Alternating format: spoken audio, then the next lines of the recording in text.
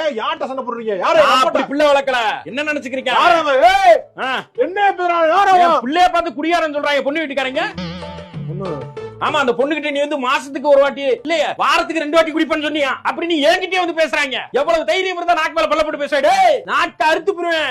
என் பிள்ளை பத்தி பேசுற நீ? என் பிள்ளை குடிகாரனா? எனக்கு அரசல் போஸ்ட்ல ஒரு மேட்ரு தெரிய வந்துச்சுடா தம்பி. அவங்க வீட்டுக்கு என்னம்மான்னு கேட்க போனேன். அந்த பிள்ளை சொல்லுது, அதெல்லாம் ஒண்ணு இல்ல அங்கிள், அவருக்கு சின்ன சின்ன பேட் ஹாபிட்ஸ் இருக்கு, வாரத்துக்கு ஒரு வாட்டி தான் குடிப்பாரா, அவரை நான் சரி பண்ணிக்கிறேன் அப்படின்னு.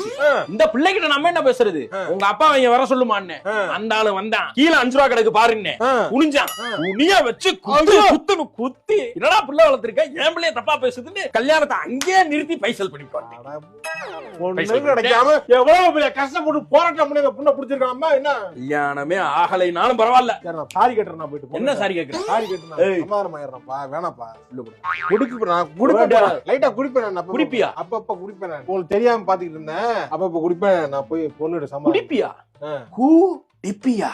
ஆமா, அப்ப குடி பியா. ஏப்பா உம்மா ஏன் பேசிட்டு இருக்காரு? சாமான் மண்டலம் நெஞ்ச பிடிக்க முடியல. ஏப்பா ஐயோ பர்ஃபார்மன்ஸ் ஆரம்பிச்சிடறாங்க. எம்மாடி, ஒரு கல்யாணத்தை பண்றதுக்குள்ளேயும் நாங்க பண்ற பாடு இருக்கே.